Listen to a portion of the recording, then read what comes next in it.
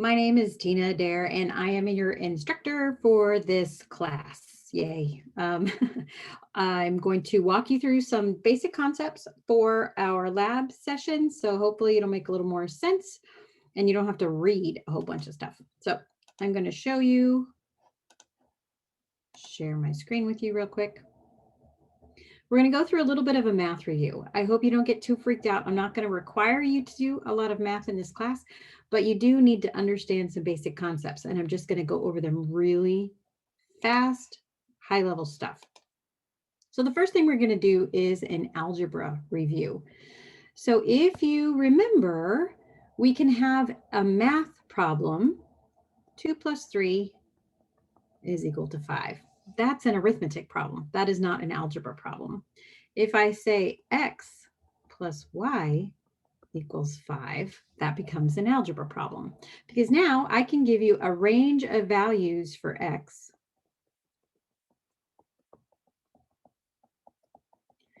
and you can solve for y. And we solve an equation for y, right? So, oops, hold on one second. I messed that up. Okay, so our equation is x plus y equals 5. So I'd like to solve for y. I subtract x from both sides. Y equals 5 minus x. Okay, it's the exact same thing. It's just rewritten in a different form. Okay, it's the exact same equation. But now every time I have a different x value, I can plug it in here and get a different y value, which allows us to graph and a whole bunch of other things.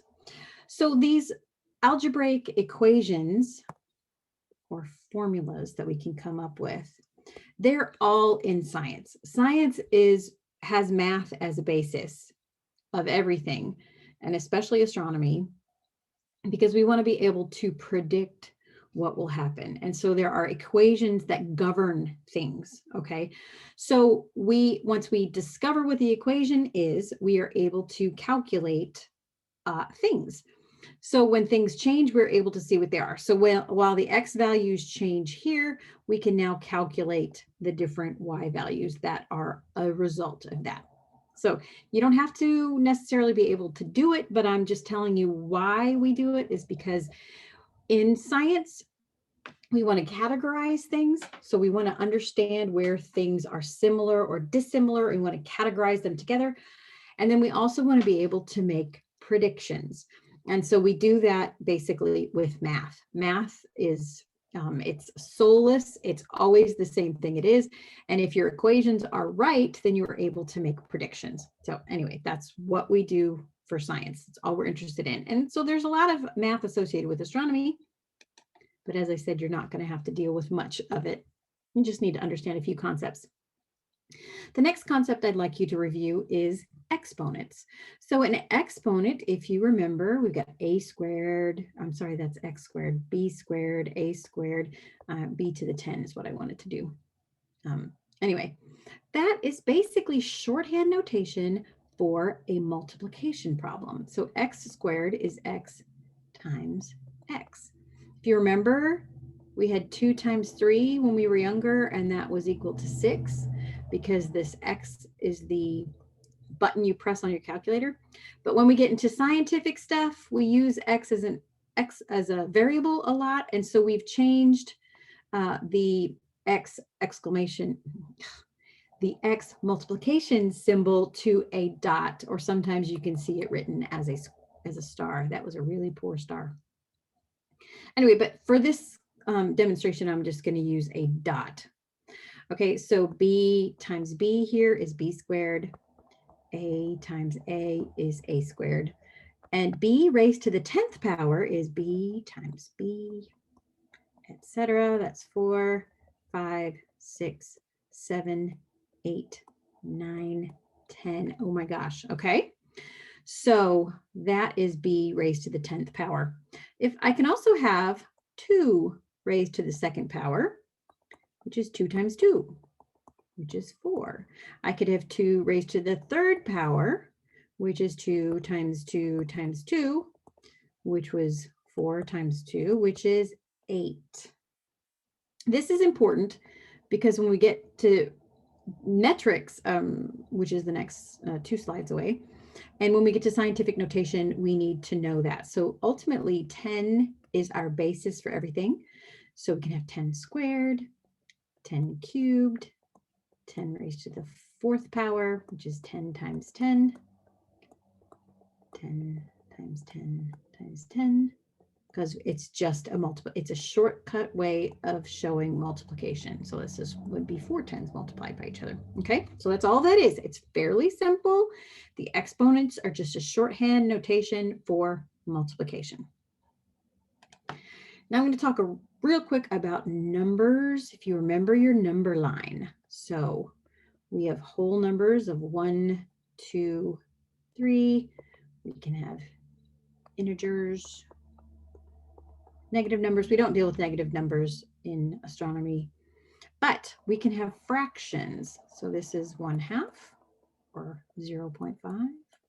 Okay, so this becomes a decimal. So 1/2, if you take 1 divided by 2 on your calculator, you're going to get 0.5, which is a fraction of a number.